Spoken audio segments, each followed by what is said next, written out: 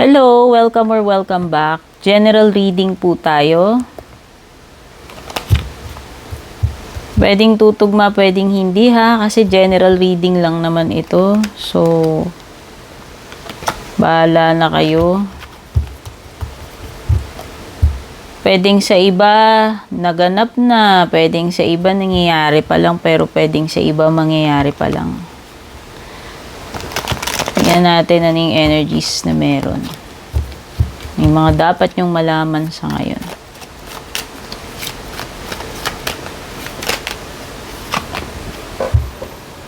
Social media, fake profile, hiding. O, baka meron ditong tao na ewan ko kung meron kayong friend na nag-i-stalk or kakilala nyo na nag-i-stalk sa inyo or ewan ko, ex ba ninyo to? Basta kung sino man to, pwedeng gumagawa siya ng mga fake profiles niya sa social media para lang makapagtago or makapag-stalk, makapag-spy sa iyo. Oh.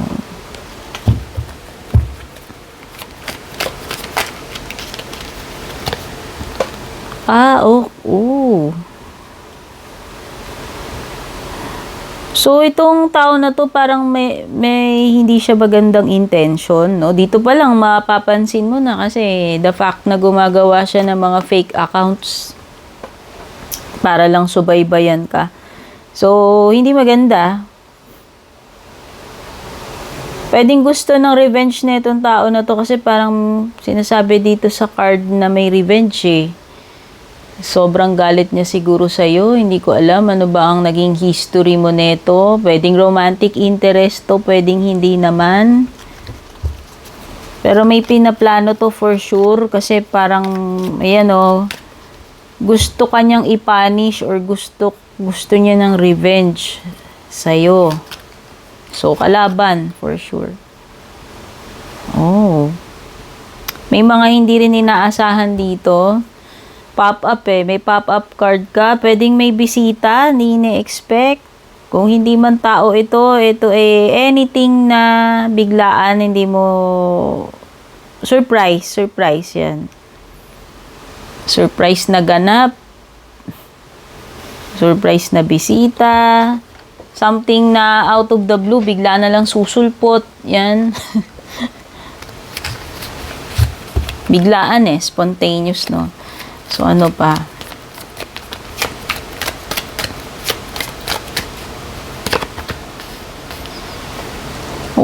Yung mga dyan yung mga realty, sa realty yung trabaho ninyo, baka makabenta kayo. Ayan, Or kung naghahanap kayo ng property, ng bahay, meron ditong something about sa bahay. And pwede rin naman itong paglilipat, no? Kung lilipat kayo o magmamigrate kayo, lilipat kayo ng tirahan. Pero meron something na mabibenta eh. So whether literal na bahay, since bahay yun nandito sa image, pero pwede rin ibang bagay, basta nagbebenta kayo. Either makakabili kayo or makakabenta kayo. Ayan may sold dito eh. Pero pwede rin ito ay paglilipat, like pagta-transfer ng titulo, ownership ng ganito ganyan, realty man ito or hindi. No, pwede rin kotse. So yung iba pwedeng ahente kayo. Ano man yung product na tinitinda ninyo, bahay man yung kotse or what. May bentahan, may mga client, no? May business deals. May mga nagpaparamdam sa'yo dito. Ayan, signs, meanings ng pagmamahal. So, baka may mga ano ba tawag dito? Mga nagpapapansin sa iyo dyan, nagpapalipad ng mga senyales na type ka nila, or mafe-feel mo, basta may mga signs. May mga signs dito, mapapansin mo or mafe-feel mo na may attraction or pwedeng nai-inlove ka na or nai-inlove na siya sa'yo. Hindi ko alam. May love eh. Hindi lang siya about Hindi lang siya about yung natutuwa or naa-attract.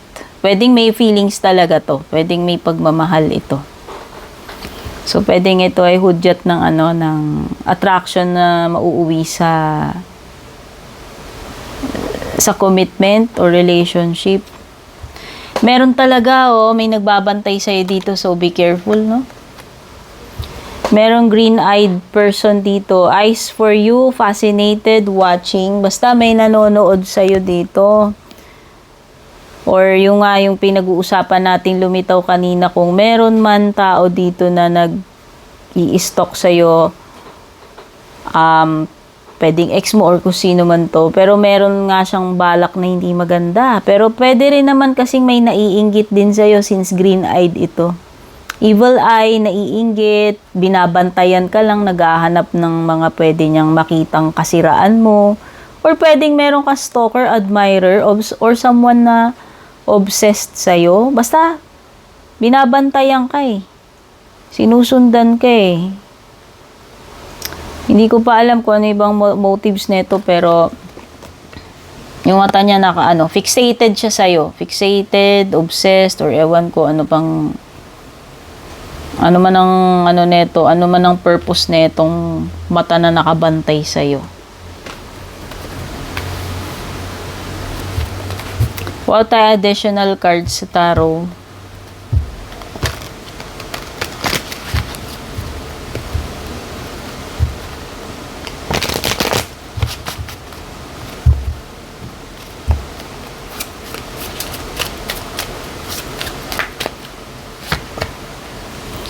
May fire sign ka dito, lumitaw, Aries, Leo, Sagittarius. Pwedeng sign mo yan or sign ng mga person na nandito sa sitwasyon mo. May lumitaw ding water sign, Cancer, Scorpio, Pisces. Tsaka air sign, Gemini, Libra, Aquarius. Yes, may attraction dito.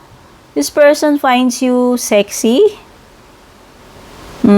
Pwedeng may siya, may pagnanasa rin, hindi ka lang niya hinahangaan, no?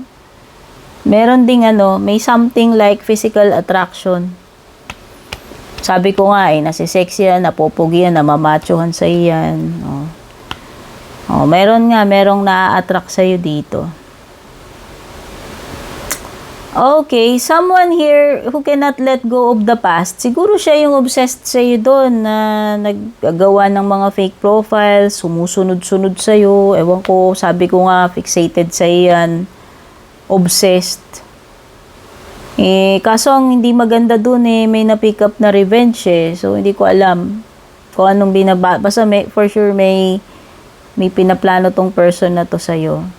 And lumilitaw yan dito, someone na hindi makaget over sa past. Whether ikaw to, hindi makaget over sa past o yung person na tinutukoy dyan. Hanggang ngayon, attracted pa rin siya. So, kung ex mo yan, ano tawag dito? Obsessed na ex. Oo, alam mo, this person got stuck kung saan man siya natigil. Hindi siya stuck pa rin siya With the 8 of Swords. Yan pwedeng ikaw yan yung person. Pwedeng magkabaliktad kasi yung energies dito. Depende kung kanino patukoy ito. Pero meron ditong person na stuck, meron ditong gusto niya ng something sa'yo. Binabantayan ka niya, obsessed pa rin siya, hindi makamove on, makaget over. Hindi ka mabitiw-bitiwan neto kahit dinrap mo na to. Kung sino man tong tao na to. Pero this person is up to no good kasi nakikita ko parang may plano siya doon na-comeback pero hindi maganda kasi pwedeng gusto kanya lang i-punish, magiganti. So, romantic man yan or hindi, ayan, ito yung green eye, nakapokus sa'yo.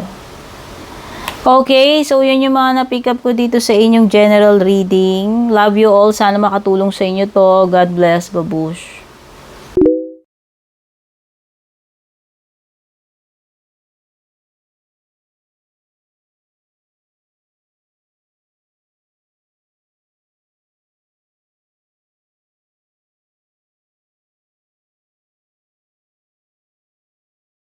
And kung balak nyo pong mag-book or mag-inquire ng personal readings ko, basahin nyo lamang po itong nakasulat sa screen or yung nakalagay sa description.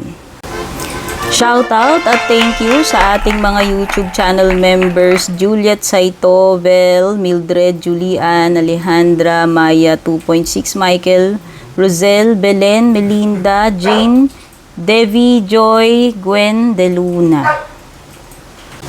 Shoutout and thank you rin sa ating mga FB page subscribers, Alicia, Aida, Jovel, May, Ann, Jennifer, Jane, Aida, Aluwa, Emilu, Melinda, Grizel, at ang pinakabago si Shay Santos.